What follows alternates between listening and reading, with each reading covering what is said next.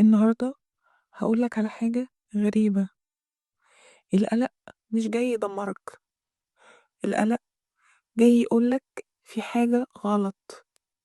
اسمعني، ناس كتير بتقضي عمرها كله تحاول تسكت القلق، مسكنات بقى، مشتتات، أي ناس حواليها تعمل دوشة وخلاص. بس الحقيقة القلق مش بيتسكت، القلق بيتفهم. مرة واحدة قالتلي كل ليلة قبل ما أنام بحس إني عايزة أموت، قلبي بيدق بسرعة، دماغي بتلف، وافضل اراجع كل كلمة قلتها وكل غلطة عملتها. انا مرعوبة من بكرة ومن الناس ومن نفسي. سألتها هو انت خايفة من ايه تحديدا؟ سكتت كده شوية، قالت لي مش عارفة، بس حاسة ان في جوايا دوشة، مفيش صوت واضح بس كله بيصرخ في نفس الوقت. وساعتها قلت لها القلق مش صوت واحد، القلق مجموعة مشاعر لابسة بعض، غضب على خوف على ضعف على لوم، ولما بنفكهم بنرجع كل شعور مكانه، وساعتها بس بنفهم نفسنا. القلق دايما بيغطي على احتياج، محتاج أمان، محتاج قبول، محتاج تحكم في المستقبل، محتاج ترجع ثقتك بنفسك أو بربك. العقل القلق دايما بيعيش في لو أو ماذا لو، ماذا لو حصل كذا، لو قلت كده تفتكروا هما كانوا هيفكروا فيها ازاي. لكن الواقع ان 90% من حاجاتنا المقلقة ما بتحصلش اصلا، 10% بس هي اللي بتحصل، وبنتعامل معاها وبنديها حجم اكبر من حجمها بكتير.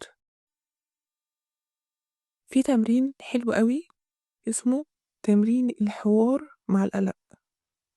اقعد في مكان هادي، حط كرسي قدامك وتخيل ان القلق قاعد عليه، اسأله بصوت واضح جيت ليه، عايز تقولي ايه أسوأ حاجة يعني ممكن تحصل. خليك صادق جدا ودون كل اللي بتسمعه في خيالك. بعديها اسأل نفسك ايه اللي في ايدي اعمله، والباقي سلمه لربنا. الأهمية من التمرين ده انك بتدي القلق فرصة يتكلم، او على الأقل يبطل يصرخ جواك. ربنا قال وكان الله عليكم رقيبا، المعنى ان ربنا شايفك وسمعك، عارف اللي في قلبك، وبيقولك أنا هنا وإنت مش لوحدك. في تمرين تاني اسمه تمرين الاستسلام لله. غمض عينك، خد نفس عميق، وقول بمنتهى الهدوء اللهم خفف عني، اللهم سلمني إليك. كررها ببطء 7 مرات، وكل مرة تخيل جزء من القلق بيتبخر. القلق مش عيب، مش ضعف، ومش معناه إنك إنسان كسول أو إنسان تعبان. القلق محتاج إن في حاجة جواك بتستغيث.